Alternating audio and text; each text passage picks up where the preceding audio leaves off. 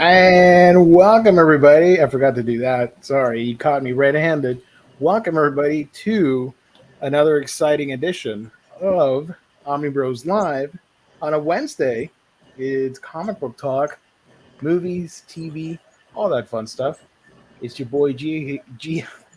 Hold up.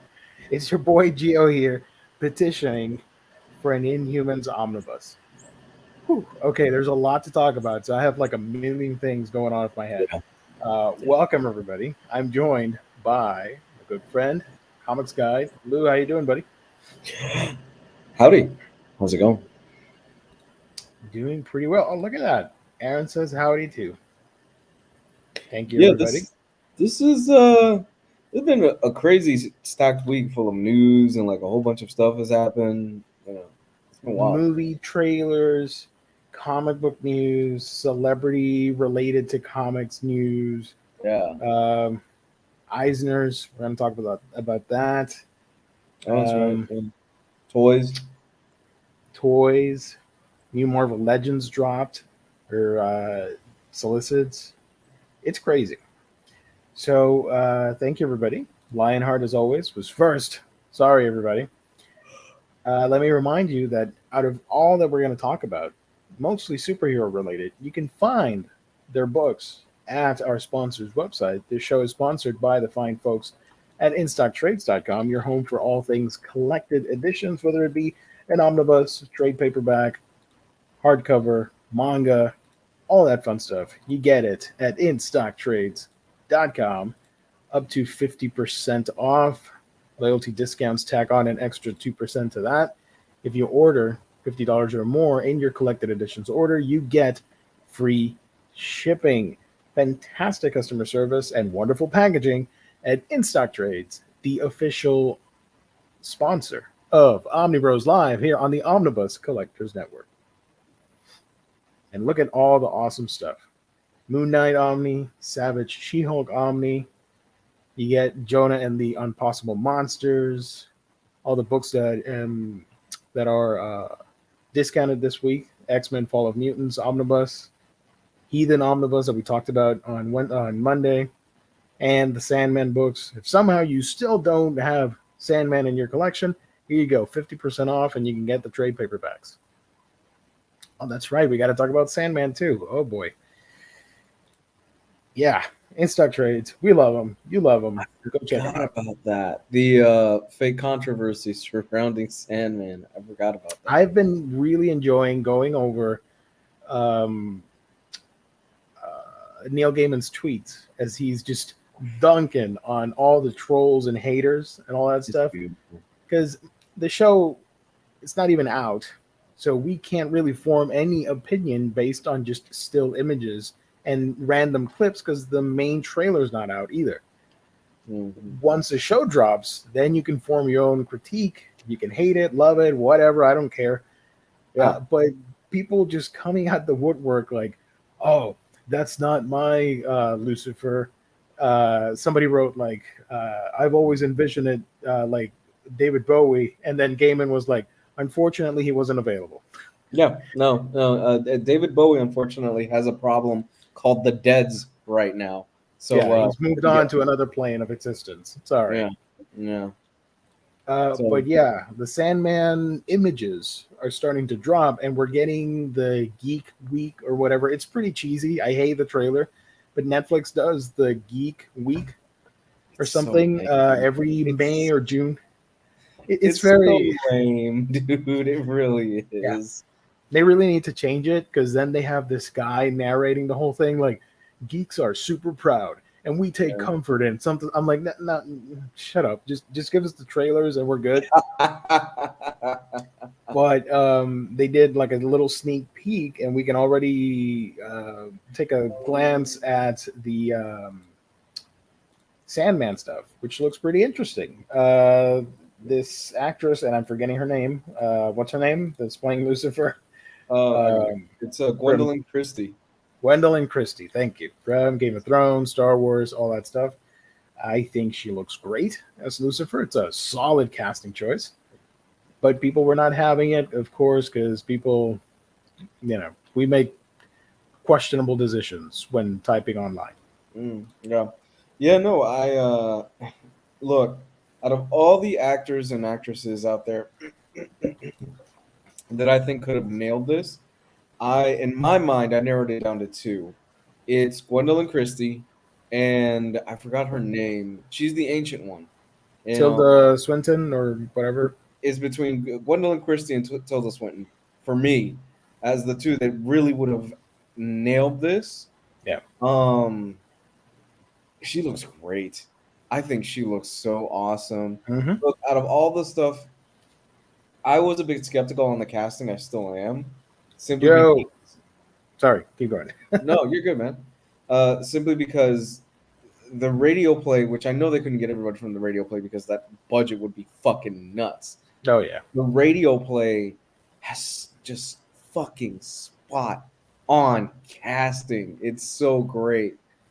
And then they announced these guys, and I'm like, it's a bunch of nobodies really. But the one that I was 100% sure that they nailed was Gwendolyn Christie. I'm like, she's fantastic for this. She's gonna be great. And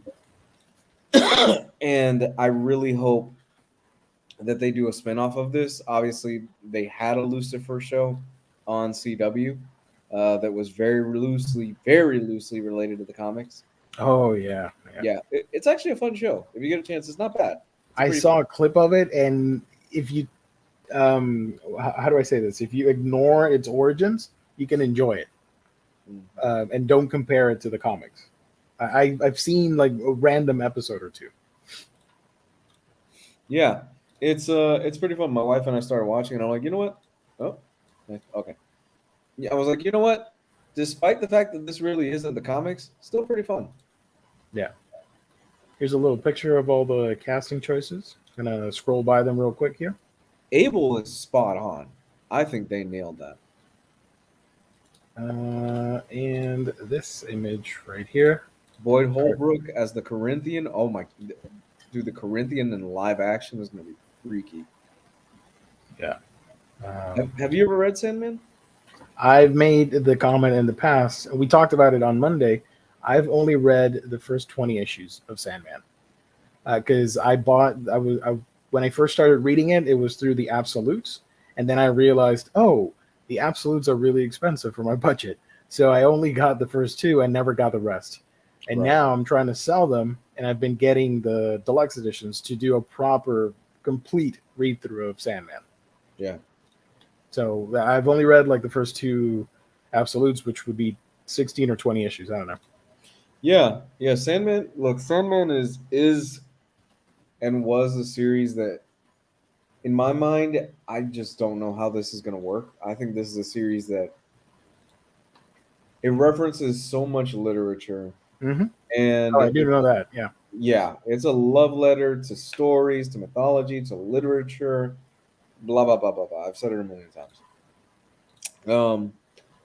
The issue with Sandman is, unless he's barely in it, Dream, your titular character for the series called Sandman, is only in the book about 30% of the time.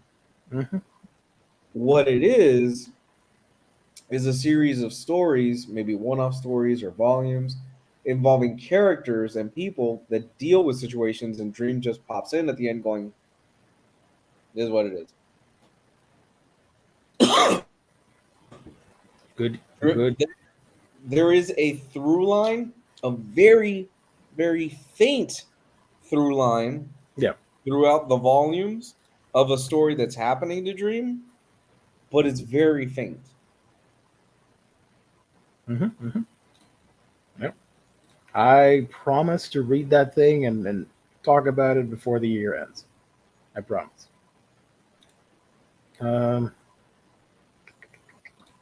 Gwendolyn Christie is a better actor than Tom Ellis, so ... I will say Brienne? the production. No, go ahead. Sorry. I will say the production on this looks astounding. They look like they nailed the look in a lot of ways, and I'm really excited to see what they do. Yeah, they definitely poured some dosh on it because it could have turned out like crap. Let's be real. I mean, from what we've looked at so far, the costumes and the snippets look pretty spot on, and the VFX. So we'll see. Yeah, well, Um, Gaiman's been trying to get this off the ground since the '90s. They've been trying to do this Sandman since the '90s, and they keep failing.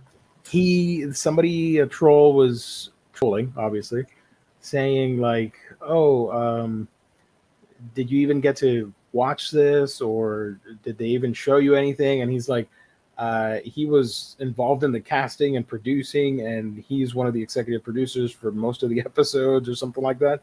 So he's really been hands on with the project. So that fills me with confidence that if he's excited for it, I think it's going to be a cool show. Right. Yeah, Sandman has one of the. I think it has, for me, two of the best issues, where one involving Ramadan and one which I believe it's been a while since I've read it, is a few short issues, or maybe it's one issue, of the play Midsummer Night's Dream. They're brilliant. They're absolutely brilliant. Heard of that? Yeah. This is very important for all the haters out there. Yeah, angels are genderless, so That's very true. anybody can play them. That's very true. I don't get the obsession with trolls. Still need to read it. Yeah, we do, Joe. James, Sandman, The Twilight Zone. I can see it, sort of. I mean, I haven't read the whole thing, but I can see where you're coming from. Lionheart. Gio and Lou, mission accomplished in completing the entire run of Transformers the IDW collection in hardcover. That is impressive, my dude. Good job. You know, speaking of completion and IDW and hardcovers and money, I've been holding out for a full year now, because it's going to be in June next month. It's going to be a full year. I've been debating if I should get the Sonic the Hedgehog IDW hardcovers. I'm gonna get them. So my next IST purchase, I'm gonna add those, and I'm gonna get them. You guys have no idea the obsession that I've been going through with Sonic, and I didn't even watch the damn movie, the Sonic the Hedgehog 2. I don't care about the movie. Because I made, for my sister channel, Geekdom Gaming, I made like a collection video, and I talked about making a Sonic mobile collection for the Switch. Like, oh, let's include this and that and that. So I went down on a freaking rabbit hole of everything Sonic, looking at every single video game, and that led me to purchase some older games. And I just got another one that's coming in the mail. And I've been watching my favorite Sonic adaptation, which is Sonic X, subbed, not dubbed, on Hulu. I've just been on this huge kick of all things Sonic. And then I was at IST recently, and I'm like, man, those hardcovers. I know they're not as good as the Archie comics from back in the day, but the Archie license is dead. So I'm going to pick up that IDW and enjoy the hell out of that.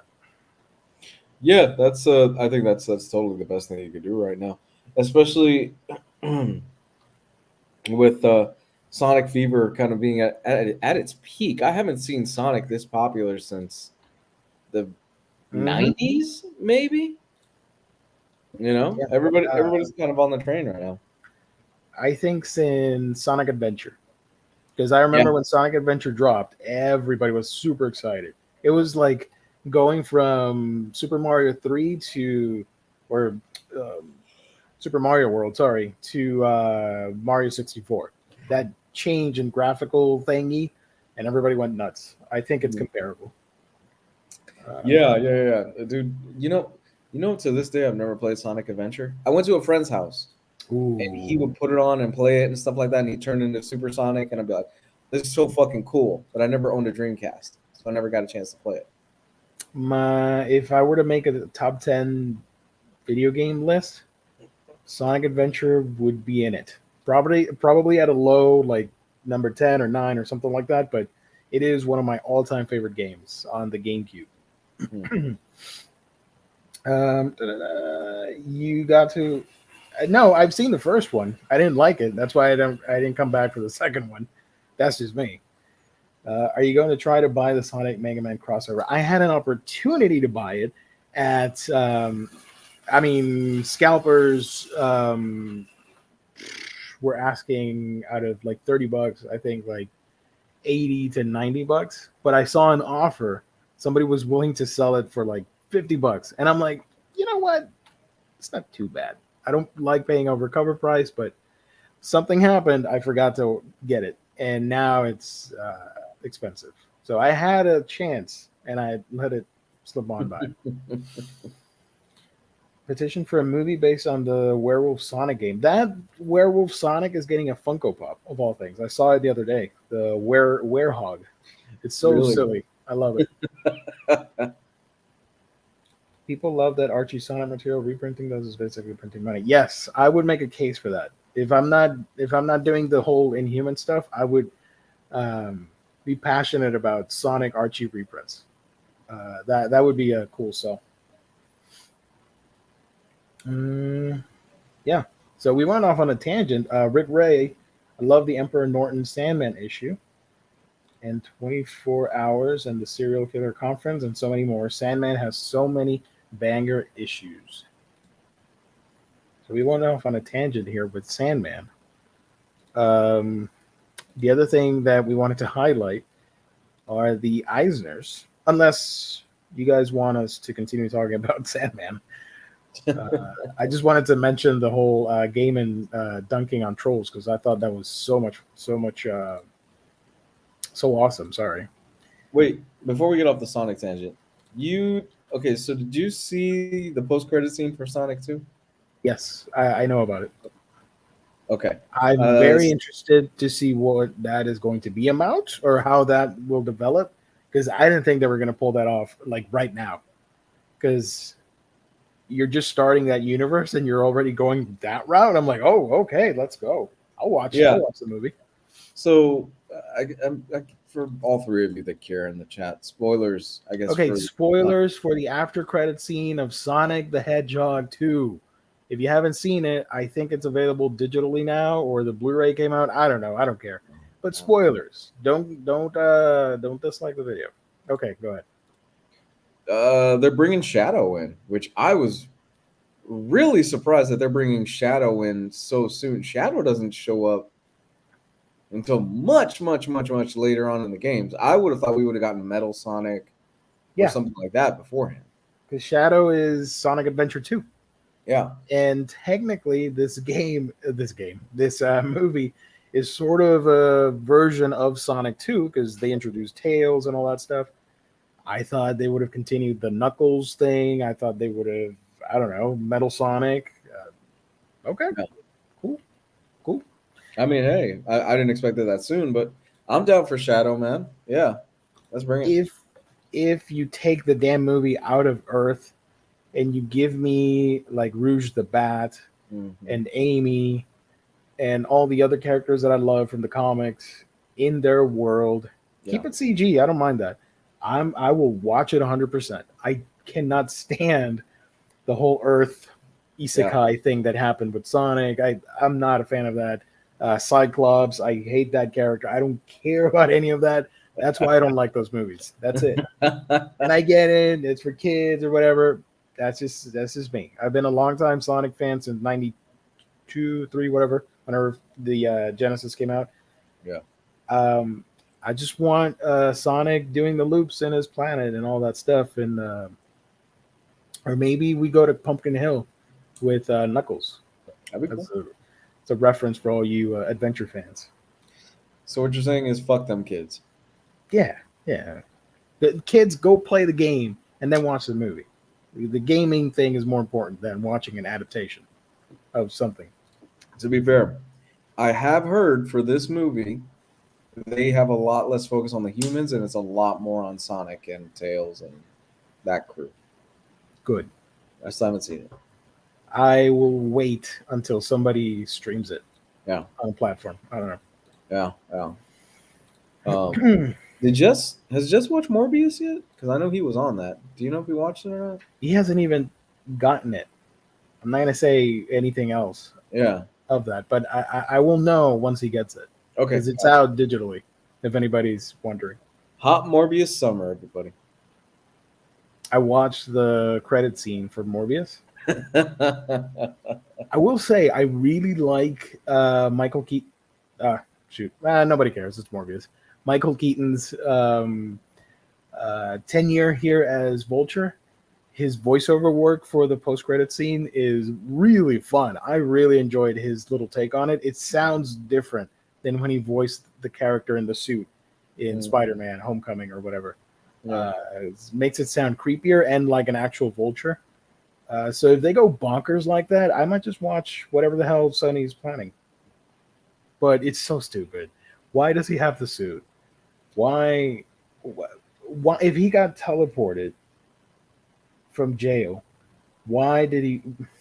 Who had the suit in his in this new universe for him to pick it up, wear it, meet up with Morbius, and be like, "Hey, you want to team up?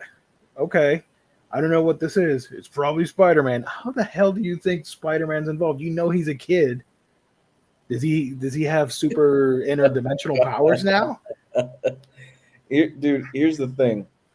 I just love that the internet collectively gathered together and said, we know this movie is terrible. We don't know necessarily what is going on, so we're just going to fucking make it up as we go. And I'm not sure 100% if it's ironically being loved by fans or if there's a genuine love by certain people on the internet for this movie. I gotta be honest, I haven't seen the damn thing, but all this stuff online that I'm seeing, like Hot Morbius Summer, it's Morbin time, all the memes, all the photos and stuff like that, make me want to watch the fucking movie. Yeah. If this is the universe of that's the logical thing to do. If you're not going to give him Amazing Spider-Man 3, then just make the Sinister 6 movie and involve Garfield in it. Garfield, Spidey. Yeah, because they do have winged suits in Amazing Spider-Man 2. That's a good point. He got the suit from Inspector Gadget. That makes a lot more sense than the post-credit scene. I'll be back in 1 second, man. Yeah, go for it. Another question. Oh, NFL dude. I just finished watching Hosoda's Bell. Damn great movie. Beautiful environments and human animation. I've been waiting to get the Blu-ray, so I need to do that so I can finally watch Bell. But I've heard nothing but great things about it. Nice.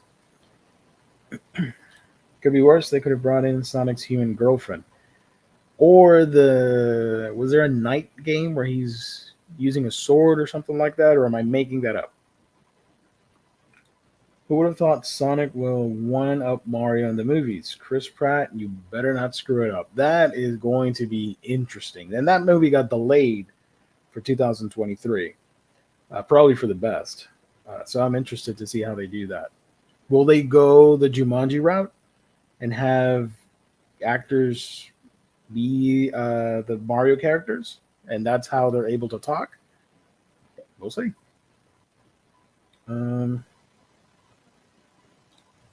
I highlighted that, but let's go. Yeah, sprint it. Sprint that. Haven't seen the films, but do they at least have the Chemical Plant Zone theme in there somewhere? Darumo, I have no idea. Sorry. I don't like the Sonic games anymore, but that Chemical Plant theme is GOAT. If you, I don't know where you fell off with Sonic games, NFL dude, but I would recommend Sonic Mania. That's a great game to get older fans back into the franchise, in my opinion. Do you listen to video game soundtracks on your spare time? I used to, not anymore. Now I just listen to random people on YouTube talking about whatever. Yeah. But I used to. I love a lot of soundtracks from the early odds. The Sonic music is amazing. I love the Mass Effect soundtrack. The Nintendo stuff, obviously. The Legend of Zelda. Wind Waker is my favorite Zelda game, and that soundtrack is amazing. What else do I like? Mega Man has an iconic soundtrack. Yeah, a bunch of them. I'm still waiting for Sonic to run a loop in the movies. Not even once. Right? That's what I want. Just give me that. I don't need Cyclops running a pickup truck with Sonic. That's not really exciting. And then in the new one, there's a wedding. They crash the wedding. And they introduce characters that I saw some extended scenes on it. That's why I'm talking about that. Like, nah, I'm good. I'll keep watching Sonic X, the better adaptation. And even that one is on Earth, but it's a lot better than whatever the movies are doing. That's just my hot take. Don't sue me.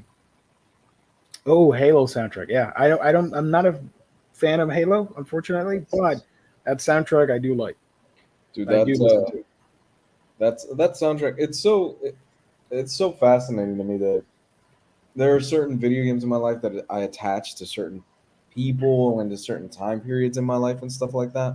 Mm-hmm. And Halo, specifically Halo 2, is one of those games where it's like, fuck, I remember Halo 2. And the fervor around Halo 2 and doing LAN parties and carrying around those fucking huge ass TVs across Oh, 3 yeah. flights of stairs. Yeah. Uh, I'm fine with Pratt being Mario, but keep him out of Garfield. That's right. He's voicing Garfield. Oh, that's so weird. is he You really? know, yeah. It got announced and everybody lost their mind because, like, stop giving animated roles to Chris Pratt. That was the whole outcry on Twitter. I could actually see him more as voicing Garfield and wouldn't mind it as Mario. I need some real convincing on him playing Mario, but we'll see. Or why didn't they just get the actual voice actor for Mario to play Mario? I mean, it's a name. Chris Pratt It, is a name, I guess. You know. yeah, it's a little insulting that the original voice, Charles Martinet, Mm. he is backgrounds and cameos for different Mario characters in the movie. That's sad. Um, I gave up on the Halo show after seeing Master Cheats episode 4. He apparently had sex in the last episode, to which I don't want to see that. I didn't need to know that. Okay, Yeah. I'm not Well, even gonna bother with the show then well, Jesus if it's Christ, I'm that about to bad. get. I'm about to get. So Go the, go the, go. Go. the Halo fandom, and I have no fucking clue why I know. Oh, I do know. I do know why I know this because I read the books when I was younger. Yeah. So in the Halo series, they basically, for all intents and purposes, chemically castrate Master Chief so he's Hmm. not distracted and his mind is 100% set on On the being a missions and soldier. stuff. Yeah, Okay. on being a soldier. So in this series, they threw all that stuff away and he had sex in the last episode. So people were freaking out and stuff like that. I gave up Where on this show after 2 episodes. where is this streaming? Paramount. Paramount. Yeah. That's probably for the best. I know people know about Paramount, but like that's like the niche of the niche when it comes to streaming platforms. Let's just let's leave it there. Have your little fun over there, Paramount. The Halo show, what a missed opportunity. Would you guys rather see a movie out of Halo? Just wondering, because I don't know anything about the franchise. And see, here's the thing. Those early books are genuinely really solid reads. The Fall of Reach is a really solid book that gives you a lot of context for the story in Halo. And they threw away all of it.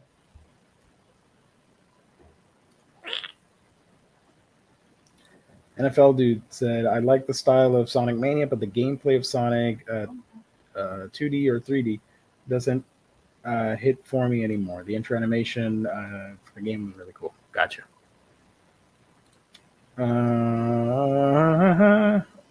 I don't think the original Mario voice is something I want to listen to for an entire film. That's also true.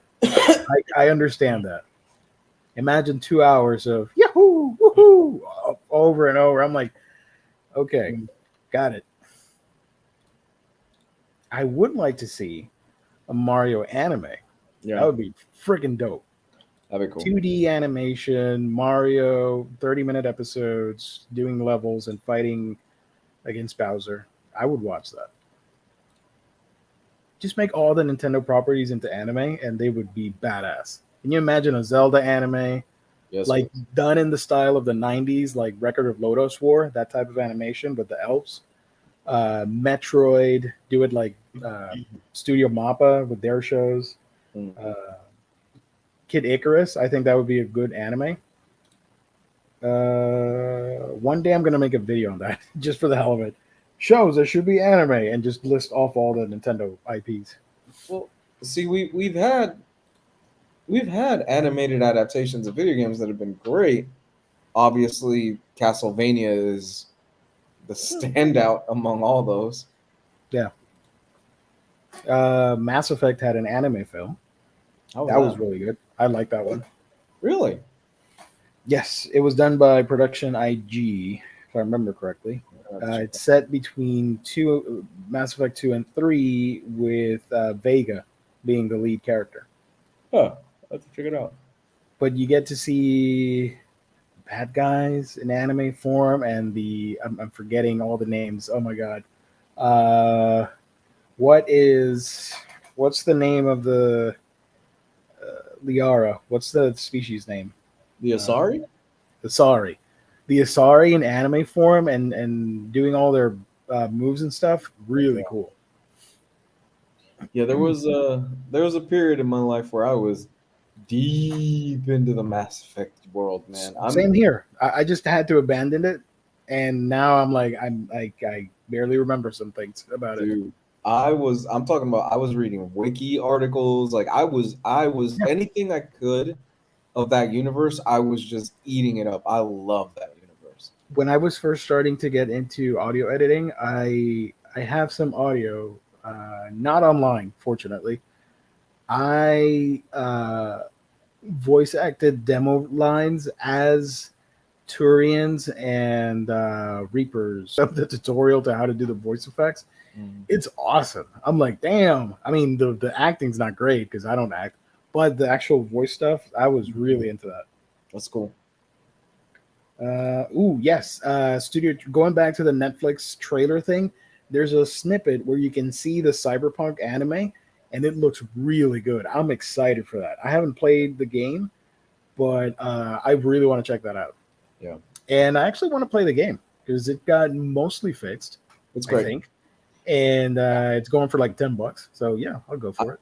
I'm going through it right now. I'm almost done with it. It's Ooh, yeah, no, it's night and day from what it was when it first came out, and it's really good. It's now that they've patched up a lot of it, it's a yeah. very very good game. $12 for Cyberpunk. It's worth it. Let's go. I want to get that. I'm It's gonna worth it. save it in my cart on eBay. Okay. I don't need to get another video game, but I am going to get another video game. Yeah, so they did the whole Netflix geek trailer thing. They showed off Stranger Things, which I personally don't care for, but I know a lot of people are excited for the season 4. They showed off the Cyberpunk, Sandman. So overall, it's exciting to see what's happening. It's a shame that they caught the animation department because Netflix be Netflix. And yeah, the next thing on our agenda tonight are the Eisners, the Eisner Award nominees. I'm going to share the article from Gizmodo because they don't have a lot of ads. That's the only reason why I don't particularly care about that website. Just a heads up. So here are the nominees for your 2022 Eisner Awards.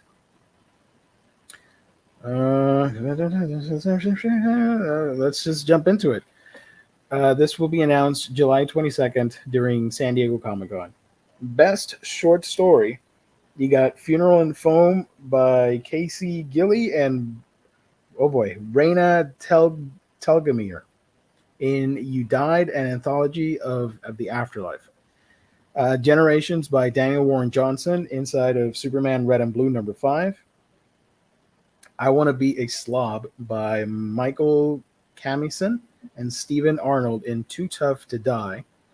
Tap Tap Tap by Larry O'Neill and Jorge Fornes in Green Arrow 80th Anniversary. and Trickster Trader Dummy Doll by Triple Dream in the Nib Volume 1, Volume 9 Secrets. Thoughts on that? I have never read almost any of these fucking books.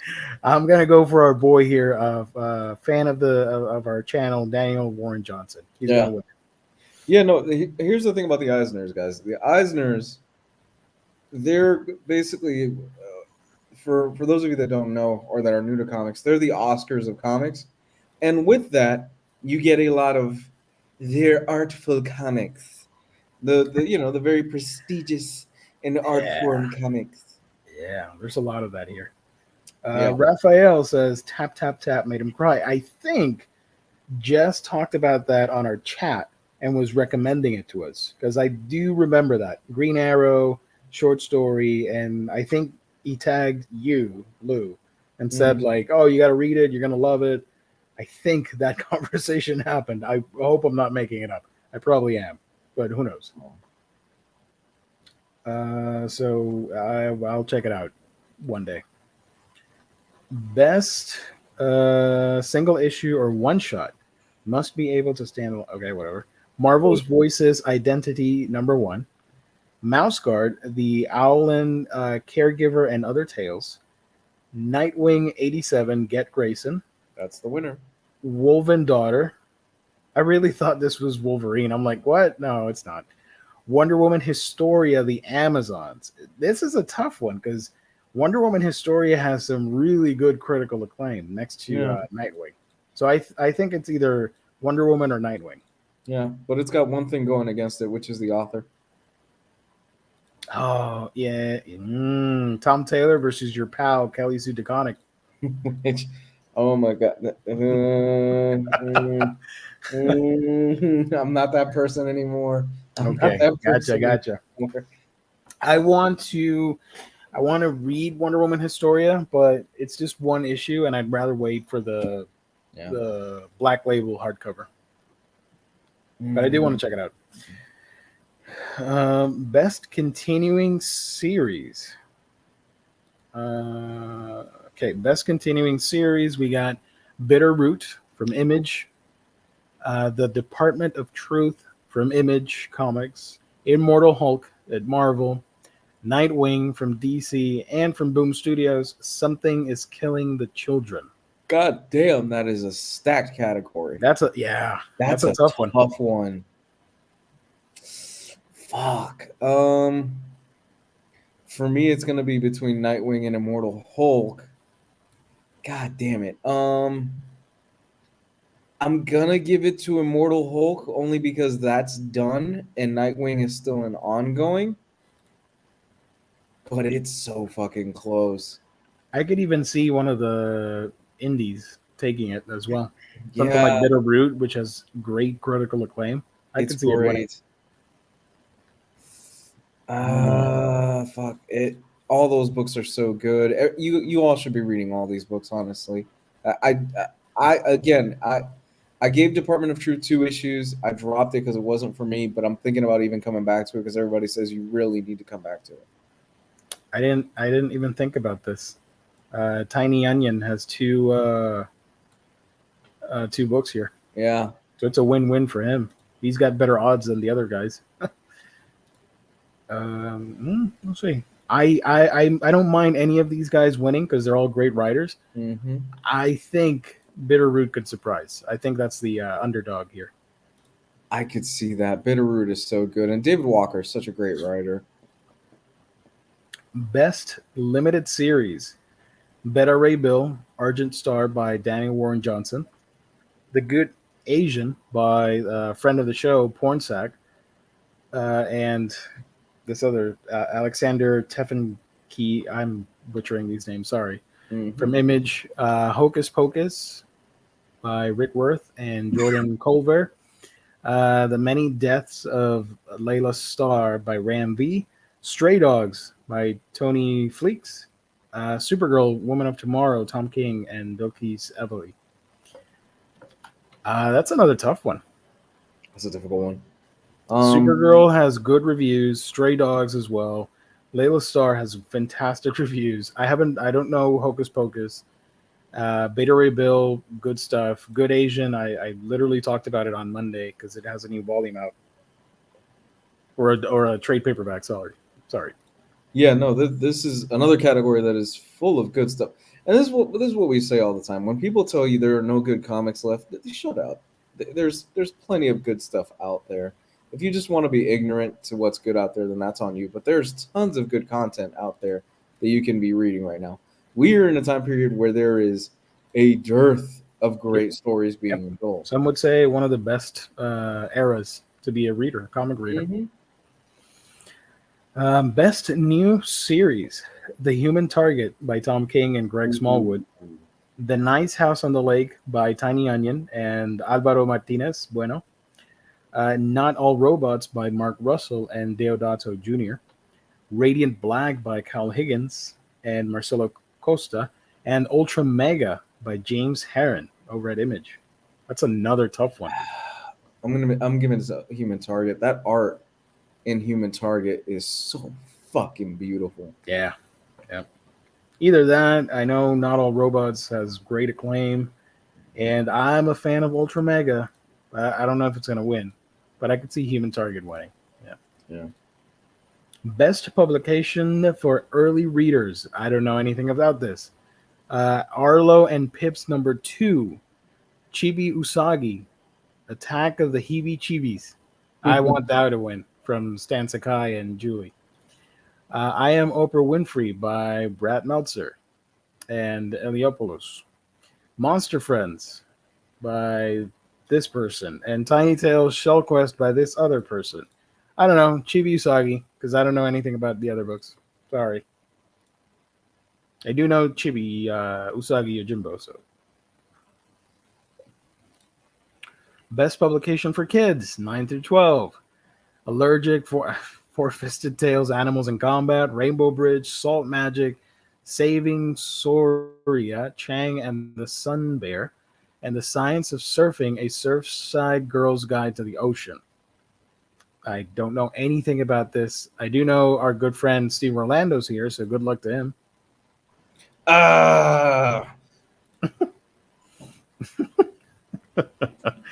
Best publication for teens: Adora and the Distance, Clockwork Curandera, The Witch Owl Parliament, The Legend of Auntie Poe, Strange Academy from Scotty Young and Humberto Ramos, and Wind. Jess wants me to read this book. I have to read it, by Tiny Onion. I will say Wind or Strange Academy. Tiny Onion getting a lot of love this year in the Eisners, man. Yeah. Good for him. Yep. Best humor publication. You got Bubble by Jordan Morris and all these other fine folk. Cyclopedia Exotica. Okay. Not All Robots again by Mark Russell. The Scumbag by Rick Remender. Interesting. Thirsty Mermaids. And some, look at that. A manga. This is interesting. A manga made it outside the manga category. Nice. What? Zom 100 Bucket List of the Dead. Get that out of there. I'm going to go for Zom 100. Sorry, guys. No. Is it good? Is it good? It's a zombie post-apocalyptic comedy series. Cool. It's all right. I like it. I've only read a handful of chapters, but it's good. So if I had to pick, I would say Not All Robots, or maybe Thirsty Mermaids. I don't know. Zom 100. There you go. Best anthology: Flash Forward. This is not about the Flash. An illustrated guide to possible and not so possible tomorrows. My Only Child. The Silver Coin by Michael Walsh and various writers and artists over at Image. Superman Red and Blue. And You Died, an anthology of the afterlife. I only know about the Silver Coin, but I haven't read it, so I have no opinion on this. Best reality-based work: The Black Panther Party, A Graphic History, Hakim's Odyssey, Book 1, From Syria to Turkey. Lugosi, The Rise and Fall of Hollywood's Dracula. Or, well, whatever. Orwell by Pierre Christine and Sebastian Verdier.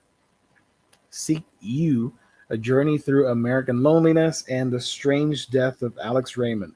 I only know about this book, but I haven't read it either. I have heard of, and I've seen the Black Panther Party book, graphic history, which I'm absolutely fascinated by Nice. that story, and how Fred Hampton, who ties into it and stuff like that. Fun fact: we got programs like the free lunch program that a lot of kids use today because of the Black Panther Party. There you go. Best graphic memoir. Factory Summers, parentheses, Run, Book 1, Save It for Later, Promises Parenthood, and The Urgency of Protest. The Secret to Superhuman Strength. I have no idea what any of these books are, but good luck to them. Best graphic album, New. Ballad for Sophie. Yeah, Destroy All Monsters. We know that's going to win. Meadowlark, A Coming-of-Age Crime Story, and Monsters by Barry Windsor Smith. I think Monsters is going to take it easily. I've heard good things. Yeah. Best graphic album reprint. The Complete American Gods by Neil Gaiman. Lock and Key Keyhouse Compendium. Middle West, A Complete Tale by Scotty Young. And before anybody says, I am skipping out on all the names. Jorge Corona and all that stuff. Rick and Morty versus Dungeons and Dragons Deluxe Edition. Wow. The True Lives of the Fabulous Killjoys, California Deluxe Edition. I want Middle West to win because I like Scotty Young. He's a good dude. Yeah. No. I mean, that Key House Compendium is just a collection of the entirety of Lock and Key, right? Keyhouse Compendium. I think that's the Omnibus edition that came out of the main series. Because it's such a reprint. So, yeah, I'm going to give it to Middle West. Best adaptation from another medium. And the nominees are After the Rain by this person. Bubble by Jordan Morris, Sarah Morgan, and Tony Cliff. Disney Cruella. This is a manga, by the way. Manga adaptation by Hachi Ishii. George Orwell's 1984, the graphic novel. And The Ragged Trousered Philanthropist. By the way, the Disney Cruella manga looks really cool. I read a preview of it, and the art looks really good. There you go, people. 1984 now has pretty pictures on it, so when you reference it wrongly, you can use the one that has pretty pictures on it because everybody references the damn book and they never really read it, and they use it wrongly when they reference it. When something controversial happens in the news, they go, 1984, baby. It's happening. It's 1984. You've never read the fucking book because most of you use it wrongly. There you go. Best U.S. edition of International Material.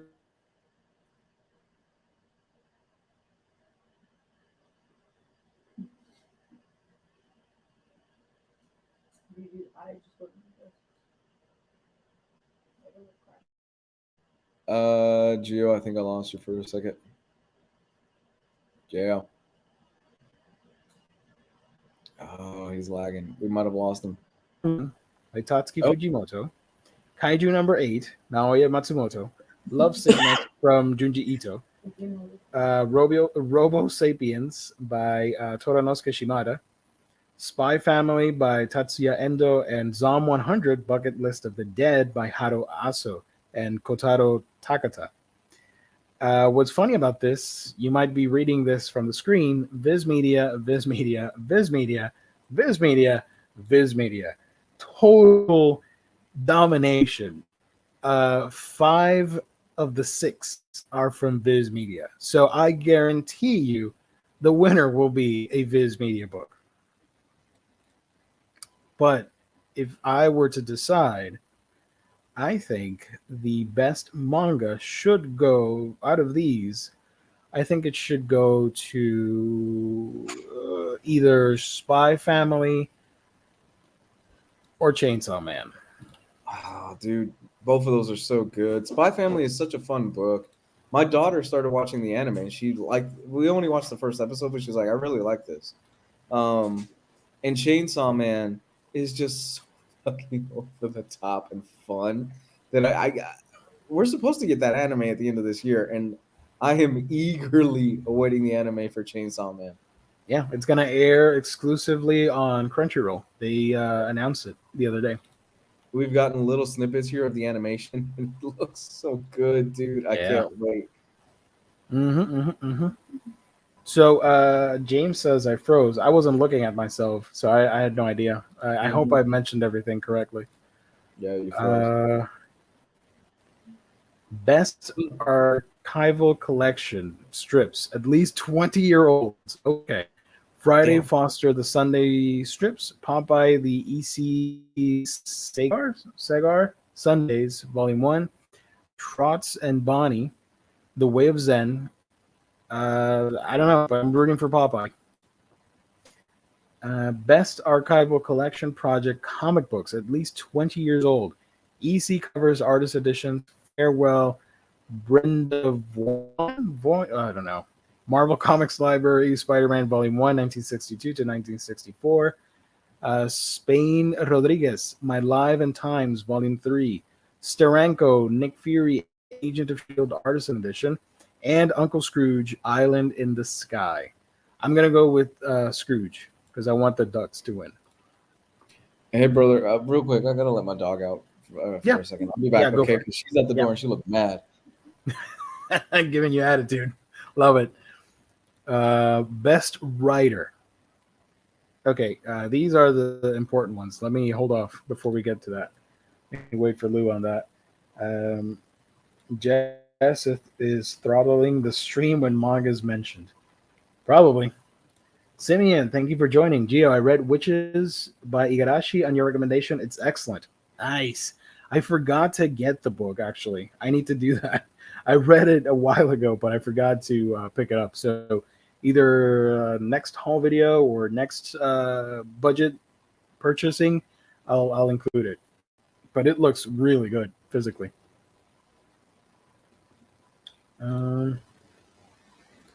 I think, did you hear what Eddie Gein done should have been on the best graphic album list? I do not want to read that because I know what it's about, but I agree with you. Real Dope Comics. Michael Jackson wrote some of the music for Sonic 2. Sonic 3. But then the whole allegations started popping up and he left and they dropped him.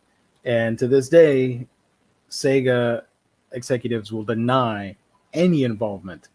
It never happened, but we know it did happen. So they used the same songs and they covered it and copied over it. So yeah,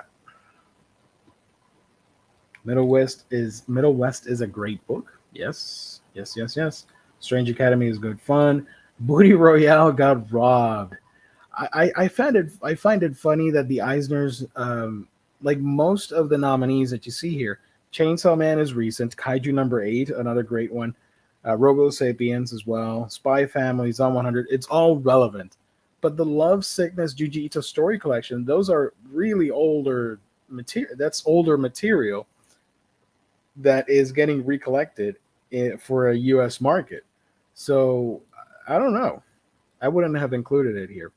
I would have just done Chainsaw Man, Kaiju number 8, and the other stuff. Yeah. And maybe you could have replaced this with another publisher. I don't know. The pencil work is wonderful. Oh, yeah, for sure. It's really good. Let's see. So I'm just going to mention briefly the writers here. Best writer, you got Ed Brubaker, Destroy All Monsters, and Friend of the Devil. Two books, right? Yeah. Kelly Sue DeConnick, Wonder Woman Historia, The Amazons, Book 1. Felipe Melo, Ballad for Sophie. Ram V, oh my God, Ram V, Jesus. Ram V for The Many Deaths of Layla Starr, The Swamp Thing, Carnage, Black, White, and Blood, Venom. Okay, keep going, list them all. And look at this, Tiny Onion for House of Slaughter, Something is Killing the Children, Wind, Nice House on the Lake, The Joker, Batman, DC Pride, The Department of Truth, Blue Book, Razor Blades. God dang. Holy smokes. I Just thought give we me were the- just I thought we were naming one book. Wait, yeah. How is Tom Taylor not here? I don't know. And why is Felipe Melo here? Mello got one up. He one upped our boy Tom Taylor. Bullshit. I think. Wait, hold on. No, bullshit. No, I just saw the other name on this list. No, that's not right. Well, you mean this? No, you know what I mean. I know. I could, man. She could. Kelly Sue could be the underdog here. Just saying. No. But I think it's going to be either Ram V or Tiny Onion. Also, I know it's a V, but next to this, it looks like he's the fourth and this guy's the fifth. So I need another writer to come up with number 6 in Roman numerals, please. And then we can have a trilogy. I am struggling so much with not being who I was a few years ago right now in this category that we just need to move on. Yeah. Because I will say some things that I promised I wouldn't say on air anymore. Okay, let's save that for the Patreon. This was best writer, and this is best writer artist. Okay, Really? cool. That's a cool category. Over Tom Taylor. Alison Bechdel, The Secret to Superhuman Strength. Junji Ito, Deserter, and the Love Sickness collection, as well as Censor. These are older. Censor's newer, but Deserter is literally a collection of his earliest work from decades ago. And Love Sickness is old as well. So I don't know. I know you're basing it off 2021 releases, but I don't know. It doesn't sit right with me to get nominated for something you did like 20 years ago. Daniel Warren Johnson, Superman Red and Blue, and Better Ray Bill. Will McPhail in a graphic novel, and Barry Windsor Smith. I think this is easy. It's going to be either Daniel Warren Johnson or Barry Windsor Smith. I really got to read that book, Monsters. I do too. It's just it's a heavy subject matter, and I didn't want to read it at the time when it came out. Best penciler inker or penciler inker team. Felipe Andrade, The Many Deaths of Layla Starr. Phil Jimenez. Oh, this is easy. I'll tell you guys why. Phil Jimenez, Wonder Woman, Historia. Bruno Redondo, Nightwing. Isaad, is it Ribish? Is that how you pronounce it? Eternals. And P. Greg Russell, Norse Mythology. Personally, I think Phil Jimenez deserves to win because the art in that comic is out of this world. No diss to the other guys. I know a lot of people like Redondo, dude, and Ribish. Have you seen what Redondo's done with Nightwing though? Some of those issues. Yes. Oh my god. Yes, but I'm gonna stick with my boy here, Phil, and I think the art on this book is just bonkers. I don't know, man. It's a tough one. They're all good. Junji Ito just needs more awards. He won last year. He got an award for Remina, I think. Again, an older book. Like, come on, guys. What's the deal with Ito's stuff? Is that it publishes over there in Japan, but we don't get it for like what, a year, 2 years after? Because they've been trying to collect every Ito material. So they just bundle all the short stories into story collections, but they're older stuff. Like Remina is from early, I want to say 2009, 2011, something like that. Damn, how long has he been working? The censor's recent. Censor's like 2 years ago or something Right. like that. He has a new one coming out in the summer, Liminal Zone or something like that. I don't remember the name. Sorry. That is a very recent work. And I think he got a solicit for something that he was working on recent as well, Mm. online. That I could see being nominated and winning. Like, yeah, sure. But again, making the case, Deserter is Yeah. his earlier works from the 80s and 90s or whatever. Like, why are we nominating this? No love for not Urasawa. He's got an ongoing book right now. Mangaka?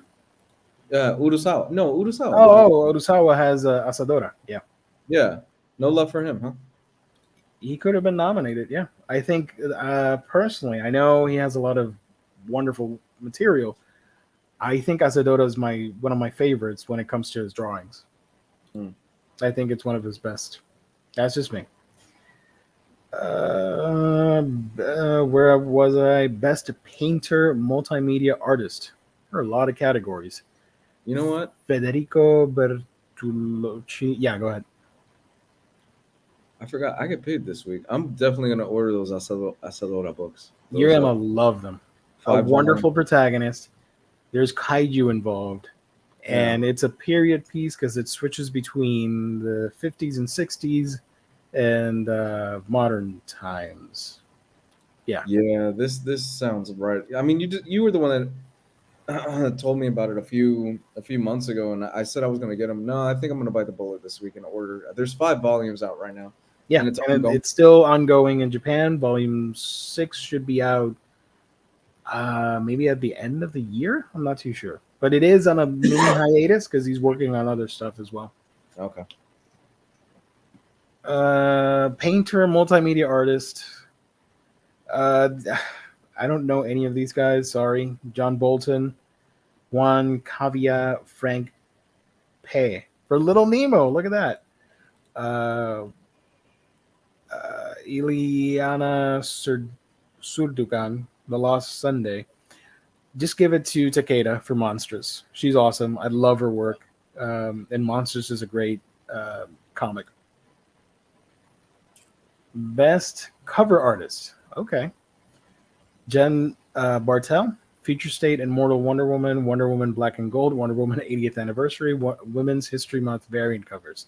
David Mack, Norse Mythology, Bruno Redondo, Nightwing, Alex Ross, Black Panther, Captain America, Iron Man #2, Immortal Hulk, Iron Man, the U.S. of the Marvels. Just give it to him. Just give him another one. Why not? I mean, Why not? Yeah. You know, he might need something to prop up a chair or something in his house. Julian Totino Tedesco, Just Beyond Monstrosity, Dune House. How do you say this? Atreides. Atreides. There you go. Action Comics, The Walking Dead Deluxe Editions. And Yoshitani. I'm Not Starfire, The Blue Flame, Giga, and Witch Blood. I know Alex Ross is the favorite, of course, but I want to see either Redondo or Bartel win. Just me. That's just my opinion, guys. Best coloring.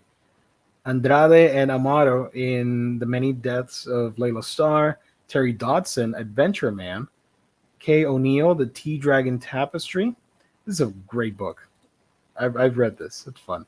Jacob Phillips, Destroy All Monsters, Friend of the Devil.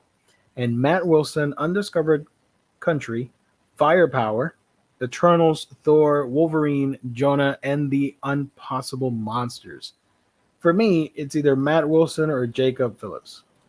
Yeah, for me, it's Matt Wilson. I love all his work in Firepower. I love what he's doing with Jonah and the Impossible Monsters. He's so good. Best lettering. Wes Abbott, Future State, Nightwing, Suicide Squad, Wonder Woman, Black and Gold. Clayton Cowles, Amazon's Batman, Catwoman, Strange Adventures, Wonder Woman Historia, Adventure Man, Daredevil, Eternals, King in Black, Strange Academy, Venom, X-Men, Hickman, X-Men, Dugan. Crank, Jonah and the Impossible Monsters, The Tea Dragon Tapestry, Money Shot. Ed Dukeshire, I love that name, Once and Future, and Seven Secrets, and Barry Windsor Smith Monsters. Either Barry Windsor Smith or Clayton, I think. I don't know. Best comics related periodical journalism. Oh my goodness gracious. I don't know. Any of these guys. Whatever. I think this is the point where we start getting into the categories where almost nobody's like, we don't care. Yeah, this is the fancy stuff that we were mentioning earlier. Yeah. Best comics related book, all of the Marvels, Fantastic Four #1, Old Gods and New. Oh, do this. A companion to Jack Kirby's Fourth World. Yeah. Anything about Jack Kirby is going to win. Yep. Best academic scholarly work. Ooh, okay. Comics and the Origins of Manga, a revisionist history. Ooh. The life and comics of Howard Cruz, taking risk in the service of truth. Mysterious Travelers, Steve Ditko, and the search for a new liberal identity. Pulp Empire, the secret history of comics imperialism. Rebirth of the English comic strip, a kaleidoscope. I'm biased. This sounds awesome. Origins of Manga, revisionist history. Hell yeah. That sounds like a whole bunch of stuff I will not be reading. Oh, of course. I say that, but I'm not gonna read any of that. Best publication design. Oh man, this guy. Okay, I'll get to that. The Complete American Gods. The Complete Life and Times of Scrooge McDuck. Crash Pad, Machine Gun Kelly's Hotel Diablo. Marvel Comics Library, Spider-Man Volume 1, 1962 to 1964, and Popeye Volume 1. What the fuck is just not on this show right now? Oh my god. Needs to be here. Technically, Complete Life and Times of Scrooge McDuck should win this deluxe edition because that's a great book that everybody should own and read. But I kind of secretly want this to win just for the hell of it. Shut your whore mouth. There's no way. Machine Gun Kelly, really? Why did he? This is how you know this list is fake, aside from She Who Will Not Be Named being on the list rather than Tom Taylor. Yeah. What the Thanks for joining, Simeon. Appreciate it, buddy. Somebody really looked at this list and said, yeah, Machine Gun Kelly, yeah, he's got a book out. Let's put him on this list. Hold up. Oh, let me share a picture of Hotel Diablo. Graphic novel. So we're looking at best publication design. Get ready, guys. If Machine Gun Kelly wins an Eisner, I'm done with. Yeah, I'm out. I'm out with comics and shit. And This see, the is the thing book. is, I actually like that cover. I quit comics if Machine Gun Kelly wins. We all just drop and leave. I don't know. Boy, continue reading. Here we go. Let's speed run all this stuff. Cover artist coloring. We did that. Oh, we're done. Publication design. Okay. Best webcomic. Batman Wayne Family Adventures. Isle of Elsie or Ellie, however you pronounce it. I don't know if the S is silent. Sorry. Lore Olympus. I've heard great things about it. I do want to check it out. Navillera, Like a Butterfly, and Unmasked. Cool. And then best digital comic. It's the final category. Days of Sand. Everyone is Tulip. It's Jeff. Love After World Domination. This is a manga from Kodansha because it's not available physically for some reason. And Snow Angels by Jeff Lemire. I want Love After World Domination to win because it's an awesome series. I really enjoy this manga and anime. So that's my pick. Okay, so that's the what do they call this? The Eisners 2022. We'll see what happens. We'll come back to it and discuss the winners in July. Cleveland Brown asking the Sophie's choice of questions here right now. Would you rather MGK or Steve Orlando win the Eisner? Steve Orlando. Let's be Orlando. Yeah, Yeah. Steve Orlando. Wayne Family Adventures is fun. I've heard good things about it. Yeah, I haven't checked it out. I haven't read any webtoons in quite a while. I need to get back to that because they have some really good stuff over there. So that's about it. We're already in an hour. We're gonna wrap it up. I did put the freaking let's do one more topic. The She-Hulk trailer because it's already in the thumbnail. The She-Hulk trailer dropped. And that's why I have the little thing here green. If you didn't notice, what were your thoughts on the trailer? Okay, so real quick, I thought the trailer was pretty cool. I'm so of all the trailers that they put out so far, aside from WandaVision and Loki, this is right up there as one of the ones that I'm the most anticipating. Excuse me. She-Hulk looks as a concept and as a trailer, it looks lighthearted enough, and it looks like they nailed the tone of Yep. what this series should be. It Mhm. really shouldn't be super dark. It shouldn't be super grim or anything like that. At the same time, it doesn't have to be all light. It looks like in general, this looks like it's just going to be really fun, which is something that I'm really hoping for because not everything in the MCU needs to be grimdark or needs to be kind of incursions and oh my god, multiple universes and stuff like that and all this other stuff. And this looks like it's pulling from a lot of the Dan Slott stuff where it was very much this seems more like slice of life and following her around and going through with she's She-Hulk and dealing with all that stuff. I will say the last minute of that, the last about 10 seconds, a lot of people discovered something about themselves during those last 10 seconds in this trailer. Yeah. I can see that. The only complaint I have is, and I echo what a lot of people say online, not as stupidly, but the CGI needs work. I really think some shots it looks a little bit cheap, but they've still got 3 months to clean some of this stuff up. But it does look like they kind of skimped out on the CGI, comparatively speaking, when we've had characters like the Hulk, who looks great in the movies. We've had characters like Thanos, who looks great. She looks a little bit off as far as the CGI goes. I'm sure the TV budget has something to do with it as well. But I agree with everything you said. It hits the right tone of Shulky. I think it's great. She's a wonderful character that I hope the series nails her character and the story and all that stuff because a lot of people are skipping out on She-Hulk and don't know how great of a character she is. I love that it's going for more world building on the whole MCU thing because they're talking about the Lori. How do I say this? Being lawyers for metahumans and all that stuff. So they're incorporating elements from Dan Slott's run and John Byrne and Charles Soule.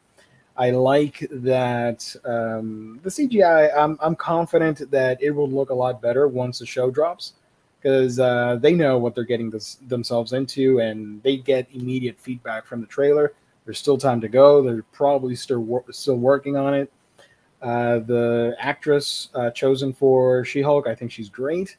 I'm really looking forward to her interactions with Bruce Banner. I think those from the trailers look really fun.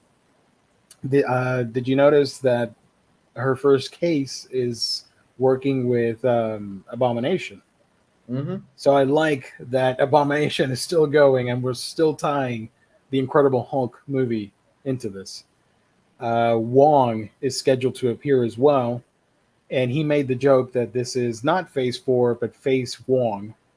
So I like that because he's been great. I'm all in for that. Even though I didn't 100% love everything about Doctor Strange 2, I do like Benedict Wong. Yeah, no. Why has Wong not gotten a Disney Plus series already? It's clear fans would watch it. Why? Yeah, why hasn't he gotten a Disney Plus series? I think it'd be great. He's the current Sorcerer Supreme, so he should get something. Yeah. Yeah, and the CG stuff, like I mentioned, a lot of people are going to be away. They're going to be discovering new fetishes because of the show towards the end. So if you and Lou, you said that on our chat. If you thought the craziness with the tall lady from Resident Evil was crazy, wait until they get a load of what's going to happen on the She-Hulk show.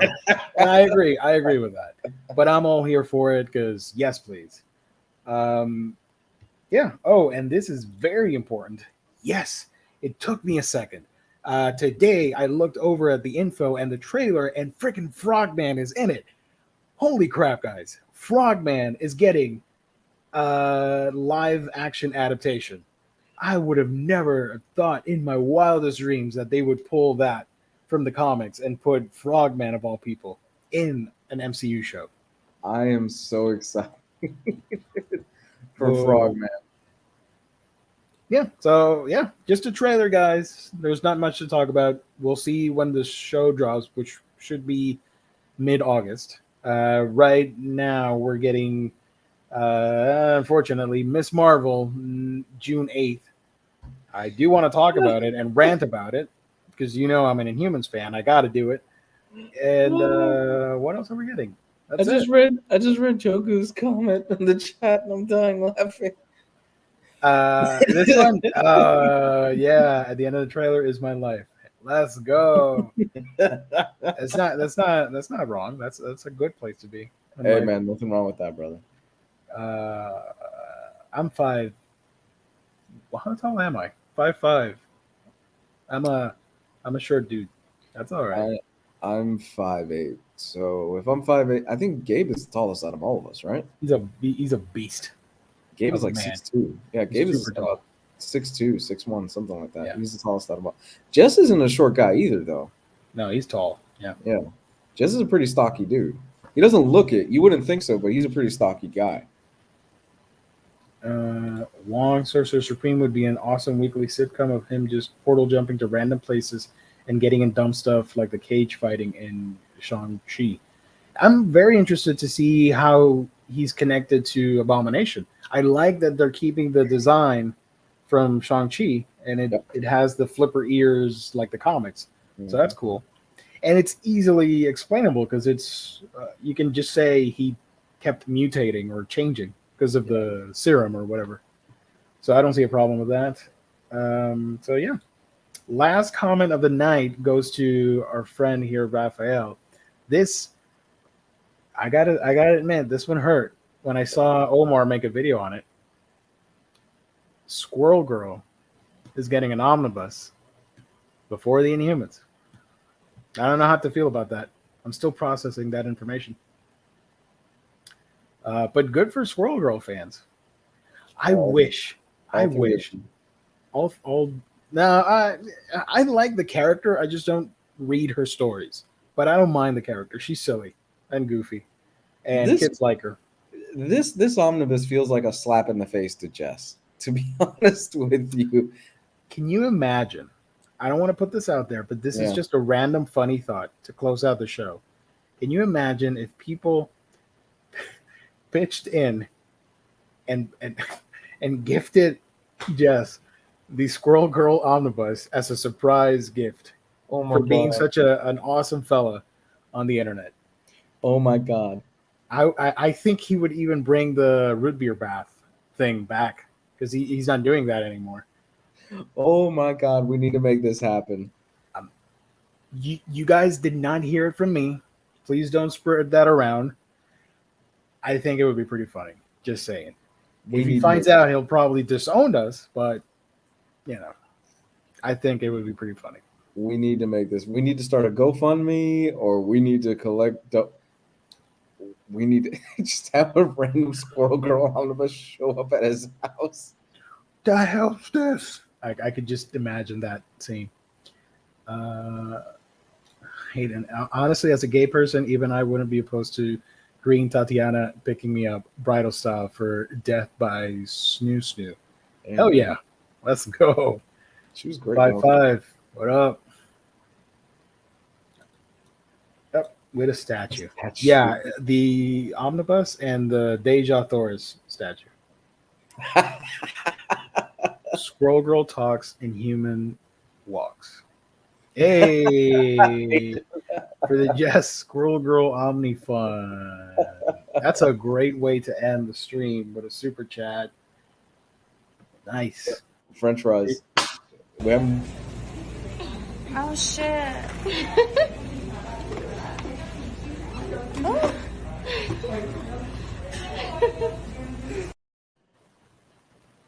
For people of culture here on Yes. Omnibros, we celebrate diversity and all body types and all beautiful people out there. But speaking of beautiful people and Squirrel Girl Omnis, when that omnibus drops and all the comic book stuff that we talked about, all the She-Hulk stuff, the She-Hulk by Dan Slott omnibus is getting a reprint coming out in October. You can get it at InStockTrades.com, the official sponsor of Omnibros Live here on the Omnibus Collectors Network. It's your home for all things collected editions, as I like to say on each of these sponsor ads. Look at all the wonderful books that you can get, daily deals, discounts up to 50%. If you order week by week, you get an extra 2% to that, and you can stack it and get further discounts. Fantastic customer service and wonderful packaging at InStockTrades.com, the official sponsor of Omnibros Live here on the Omnibus Collectors Network. Manga, hardcovers, trades, all that good stuff. You get it at InStock Trades. So thank you to the wonderful folks of IST for sponsoring the show. And thank you guys for watching Omnibros Live. Hope you enjoyed this episode. Hope you guys in the chat had fun. You guys are awesome. I love every single one of you. Tomorrow we're doing a manga topic, yes. And then Monday we're doing it all over again with hauls, previews, and reads. Comics Guy, where can people find you on the internet? You can find me at Comics Guide 101 on Twitter and Comics Guide 101 on YouTube. Look out, because the summer is right around the corner. So I'm going to have some more spare time. And what I want to start doing this summer is I want to start streaming, since I'm going to have some spare time on my hands. I want to start streaming some games for you guys. So yeah, awesome. It'll be fun. But hey, by process of elimination, we're also one step closer to that Inhumans Classic Omni. Oh, it's going to happen. I'm going to be super excited for that. You can find. we'll see. You can find me on my channel. That's A Week in Geekdom, where I talk about anime and manga, and my sister channel, that's Geekdom Gaming, where I talk about video games and reviewing games and all that fun stuff. Thank you, everybody. Subscribe, leave a like, comment down below what you thought of the episode and what you thought of the topics that we discussed. And that's it. Have a great night and keep being awesome. That's a great outro. Thank you, Hayden. If I can find the thing. There it is. And go read She-Hulk.